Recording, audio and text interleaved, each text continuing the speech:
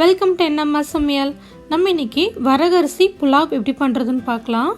நான் இன்னைக்கு இந்த புலாவுக்கு தேங்காய் எண்ணெய் சேர்த்துக்க போகிறேன். உங்களுக்கு எந்த எண்ணெய் வேணுமோ நீங்கள் சேர்த்துக்கோங்க.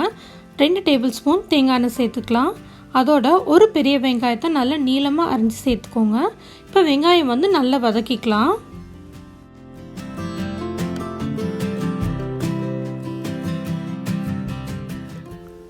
அடுத்து 1 டீஸ்பூன் இஞ்சி பூண்டு விழுது சேர்த்துக்கலாம்.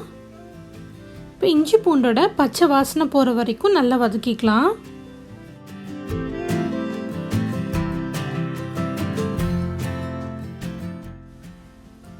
அடுத்து ஒரு பெரிய தக்காளியை நல்லா பொடியாக அரிஞ்சு சேர்த்துட்டு நல்லா வந்து வதக்கிக்கலாம். நீங்கள் தக்காளி சேர்க்காம கூட இந்த புலாவ் பண்ணலாம், நல்லாயிருக்கும். அடுத்து தேவைக்கேற்ப உப்பு சேர்த்துக்கலாம். 1 டீஸ்பூன் மிளகாய் தூள் சேர்த்துக்கலாம். அடுத்து 1/4 டீஸ்பூன் வந்து மஞ்சள் தூள். காரத்துக்கேற்ப நீங்கள் மிளகாய் தூளை ஜாஸ்தி பண்ணிக்கோங்க, இல்லைன்னா கம்மி பண்ணிக்கோங்க.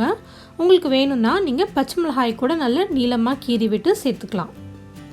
இப்போ மசாலாவோட பச்சை வாசனையெல்லாம் போகிற வரைக்கும் நல்லா வதக்குனதுக்கப்புறமா 1 கப் பன்னீர் சேர்த்துக்கலாம். உங்களுக்கு வேணும்னா நீங்கள் இதோட பட்டாணி, கேரட், பீன்ஸ் எந்த காய்னாலும் சேர்த்துக்கலாம்.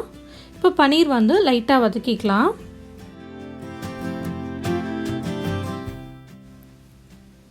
அடுத்து வரகரிசி சேர்த்துக்கலாம். 1 கப் வரகரிசியை நல்லா கழுவிட்டு தண்ணியில் 1/2 மணி நேரம் ஊற வச்சுக்கலாம். சிறுதானியத்தை ஊற வச்சுட்டு நம்ம வேக வைக்கும் போது நல்லா வந்து சாஃப்டாக வெந்து வரும். அதே மாதிரி நம்ம உடம்புக்கு ரொம்ப நல்லது. இப்போ இதை வந்து நல்லா கலந்து விட்டுறலாம்.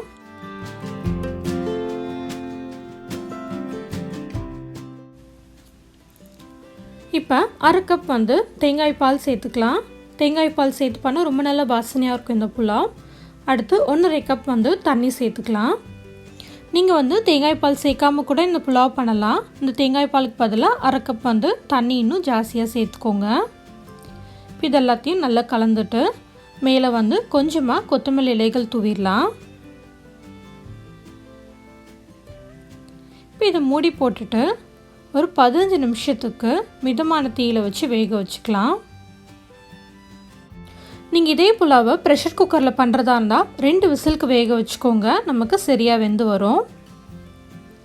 இப்போ நீங்கள் இந்த மாதிரி பாத்திரத்தில் பண்ணும்போது உங்களுக்கு அப்பப்போ வந்து வேணும்னா லைட்டாக வந்து திறந்து கிளறி விட்டுக்கோங்க, அடி பிடிக்காமல் இருக்கும்.